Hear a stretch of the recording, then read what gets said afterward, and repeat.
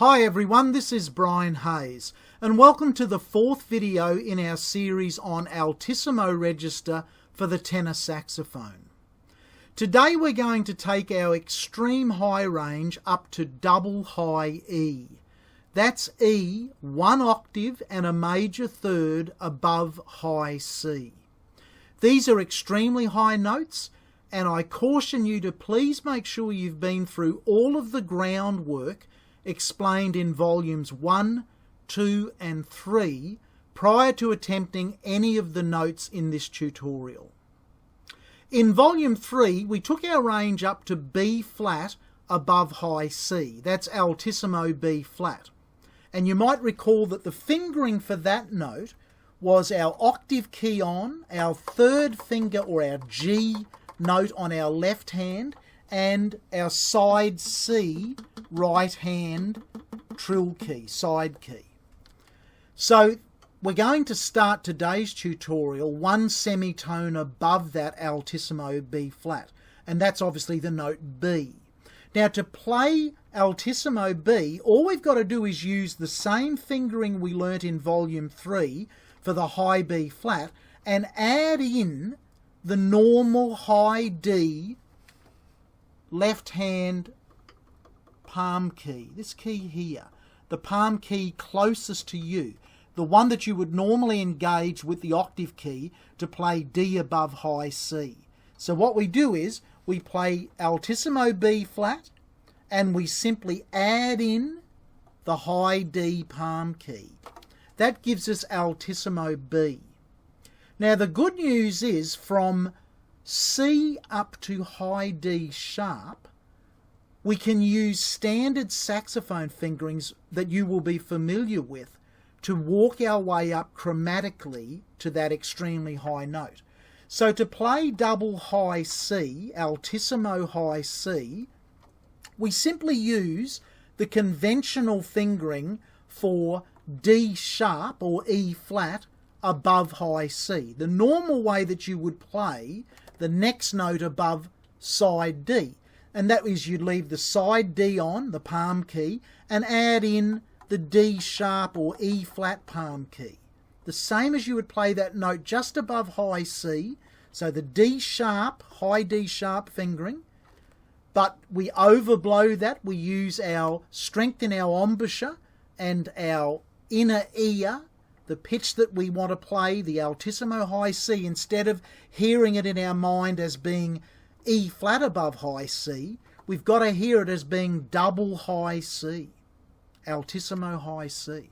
So the D sharp fingering becomes high C. If we then go up chromatically and play what we would normally do to play E above high C, so we engage this key here, the top of the three right hand trill or side keys, in combination with the high D sharp fingering, normal high E fingering above high C.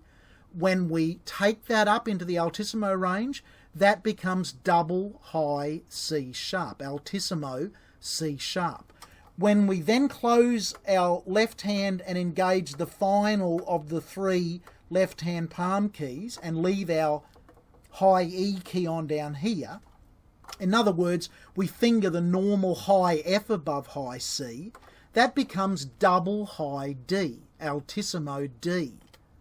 And finally, this saxophone, and hopefully yours, has a dedicated high F sharp key on it. So I'm going to assume for the moment that your saxophone does have a dedicated high F sharp key.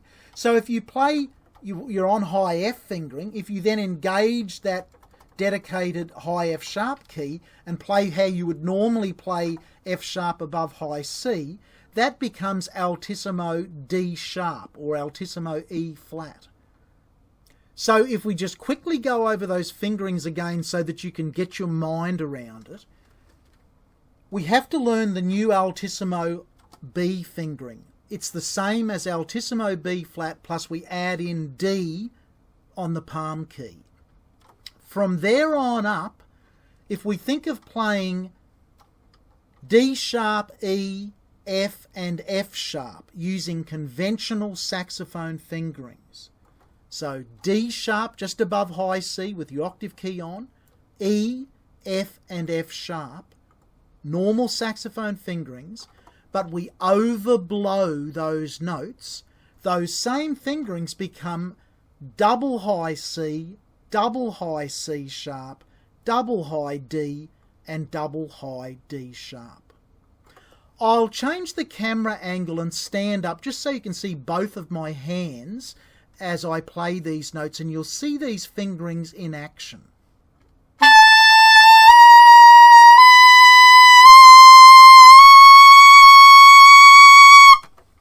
As you may have noticed, those extreme altissimo notes are very loud and very powerful. So be careful and protect your own hearing and the hearing of others around you when you're practicing these extreme screamer altissimo notes.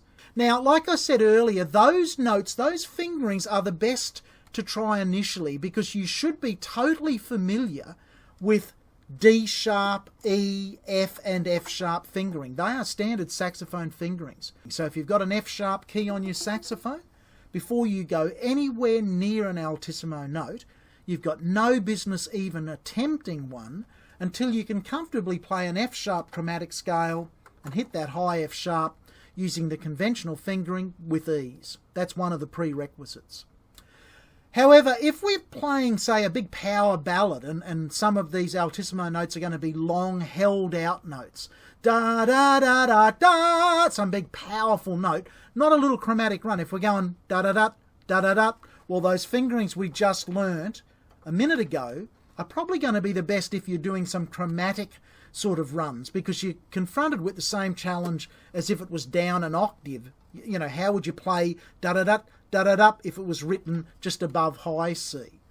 You'd have to find a way using conventional fingerings to play those riffs. Okay, I'm going to show you some alternate fingerings, and these are more powerful and better if you've got to play long, slower passages or just even one big note. These are really better altissimo fingerings.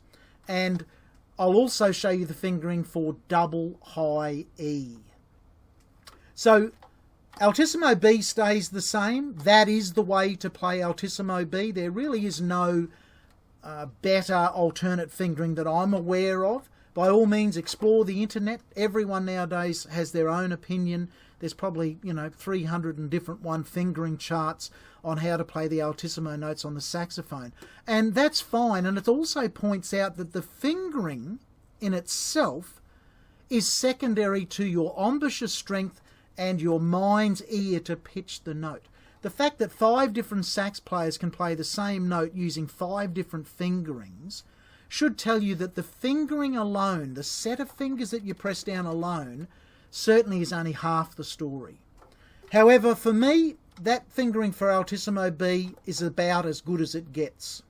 Now, Altissimo C, double high C. There's a fingering I like to use, and that is if you play normal high C, auxiliary high F, and low F. So we've only got 3 fingers on plus the octave key. We've got the auxiliary high F key, the normal C key, and the normal F key on the right hand. Those 3 fingers combined with the octave key gives you a very powerful, in-tune, double high C.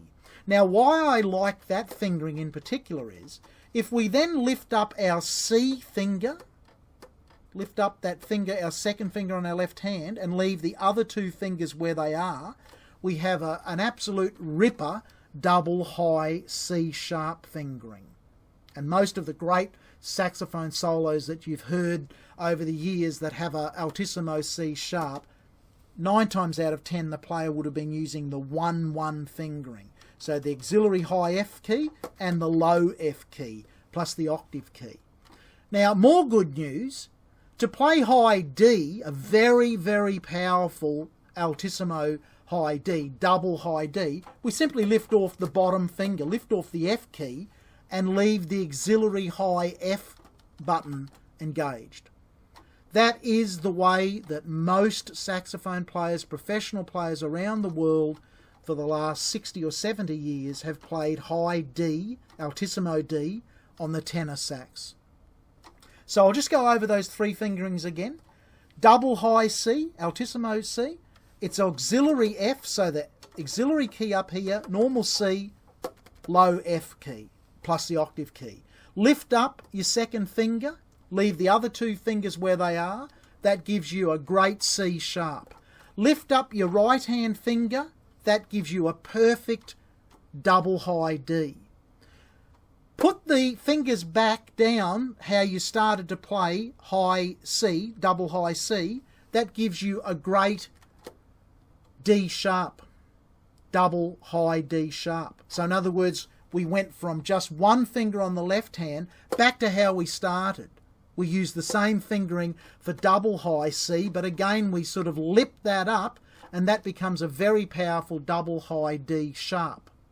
And then finally, if we lift all of the left hand fingers off but leave the octave key on and press F, E and D, the three fingers on the right hand down, so only the octave key plus the three fingers on the right hand gives you the infamous double high E.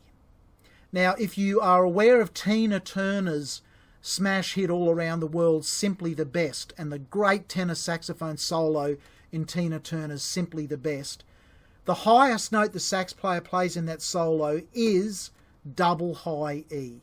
And it's simply the octave key plus the three fingers on the right hand. Let me demonstrate those alternate fingerings for you now. I'll again start on high B, but this time I'll play the alternate C, C sharp, D, D sharp and E, double high E.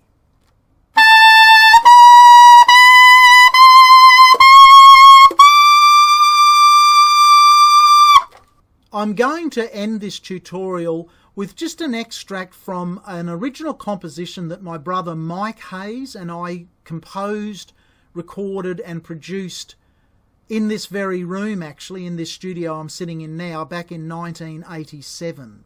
This song is called Call My Name. Mike is a fantastic professional guitarist, a lifelong guitar player and teacher. He was one of the earliest pioneers of online guitar tuition, and I encourage you to go to Mike's website. That's www.mikehayes.com.au, and you'll learn all about the fantastic things that he has done and continues to do in furthering the cause of quality guitar playing worldwide. On this track, Mike plays all of the guitar parts and did the drum and percussion programming. I play the tenor sax parts, the keyboards, and including the keyboard bass. This is a great example of musical use of the Altissimo register. You'll hear me play here right up to double high D, but I was really pleasantly surprised when we uncovered the masters for this song, long since forgotten song. We actually had forgotten that we even recorded it. I was really surprised how musical the Altissimo sounded back then in 1987.